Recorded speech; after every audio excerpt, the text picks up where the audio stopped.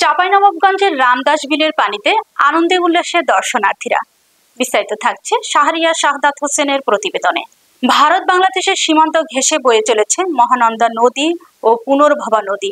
প্রতি বছর বর্ষা মৌসুমে নদীর পানি রামদাস বিলে প্রবেশ করায় চাঁপাইনবাবগঞ্জ জেলার গোমস্তাপুর উপজেলার বিল প্লাবিত হয়। সৌন্দর্যের দৃশ্যপটে আকর্ষণীয় করে তোলে ভ্রমণ দর্শনার্থীদের কাছে। পুনর্ভবা নদীর উপর দিয়ে যে ব্রিজ নির্মাণ করা হয়েছে তা অনেকাংশেই পর্যটকদের আকর্ষণ করছে। কেউ পানিতে নেমে গোসল করছে, কেউ বা শ্যালো চালিত নৌকাতে পানির উপরে ঘুরে বেড়াচ্ছেন। দর্শনার্থীদের দাবি, রামদাস বিলকে খুব দ্রুত যেন পূর্ণাঙ্গ পর্যটন কেন্দ্র হিসেবে গড়ে তোলা হয়।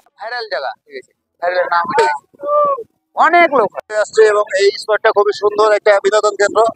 আমরা চাই হিসাবে গড়ে তোলে, এই প্রত্যাশায় আমরা এই বিনোদনে এখানে আসছি এবং অনেক মানুষ আসছে আনন্দ উৎসব করার জন্য। শুধু পানি আর পানি, এবং এই পানিতে যদি আমরা সবাই মিলে সাঁতার কাটতে পারতাম বেশি আনন্দ হতো। কিন্তু আসলে শ্রমজীবী মানুষ, আমরা যারা খেটে খাওয়া মানুষ, তারা আমরা হয়তো 1 মাস হাড় ভাঙা পরিশ্রমের পরে আমাদের বউ বাচ্চা কাচ্চা নিয়ে 1 দিনের জন্য 2 দিনের জন্য আমরা একটা বিকালে 2 ঘন্টা 3 ঘন্টা 5 ঘন্টার জন্য আমরা শান্তি এবং বিনোদন পছন্দ করি।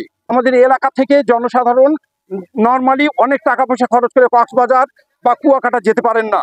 বর্ষাকালে আমাদের এই লোকেশনগুলো, সেই অভাবটা আমাদের খেটে খাওয়া মানুষজনের জন্য একটা রিক্রিয়েশন ফ্যাসিলিটি হতে পারে।